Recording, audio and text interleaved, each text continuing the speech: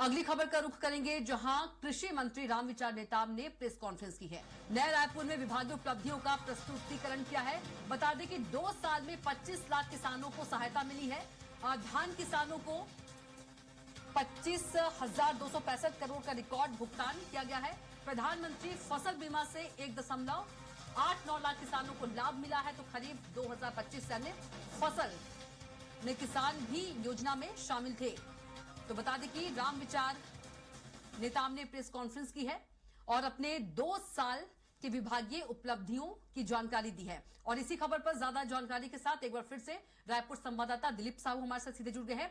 दिलीप, कृषि मंत्री रामविचार नेताम की बात करें तो उन्होंने प्रेस कॉन्फ्रेंस की है और विभागीय उपलब्धियों का जो लेखा जोखा है वो प्रस्तुत किया है। जानकारी दीजिए।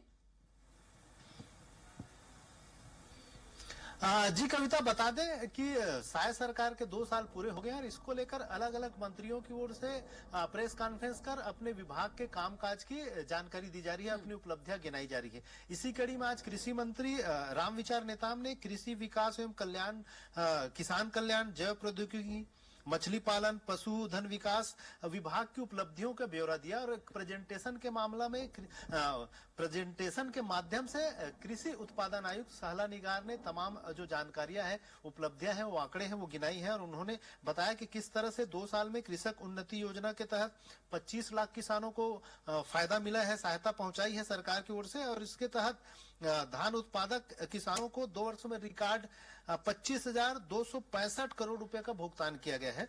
साथ ही साथ 2023-24 में 13,289 करोड़ और 2024-25 में 11,976 करोड़ किसानों को मिले हैं।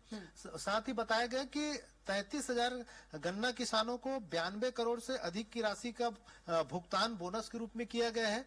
इसके अलावा प्रधानमंत्री फसल योजना के तहत 1,89,000 किसानों को करीब 854 करोड़ रुपए का लाभांश दिया गया है। साथ ही साथ खरीफ फसल 2025 से धान के अलावा अन्य फसलों के किसान में भी कृषक उन्नति योजना को शामिल किया गया है, जिससे आने वाले समय में किसानों को और लाभ मिलेगा। साथ ही साथ SC/ST और महिला किसानों के लिए भी बीज प्रमाणीकरण शुल्क में 100% अनुदान की बातें कही गई है। प्राकृतिक खेती को भी बढ़ावा दे रही है सरकार लगातार। इसकी भी बखान किया गया है कि 23,050 हेक्टेयर लक्ष्य के साथ इस नई योजना की शुरुआत की गई है। 2 साल में 21 लाख क्विंटल से अधिक प्रमाणित बीज किसानों को वितरित किया गया है, इसकी भी जानकारी दी गई।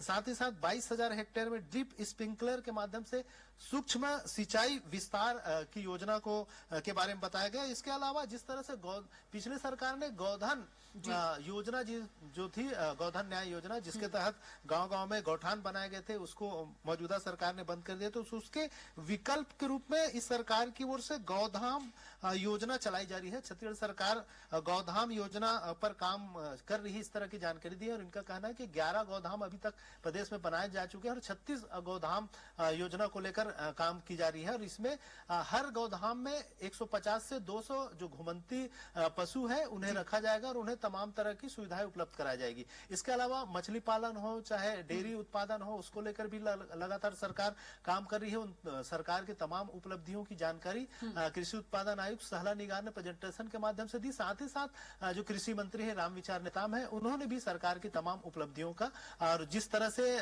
उनके विभागों में जो काम हुए हैं इन 2 सालों में, उन उपलब्धियों की जानकारी दी। जी बिल्कुल दिलीप, तमाम महत्वपूर्ण जानकारी साझा करने के लिए आपका बहुत ही धन्यवाद।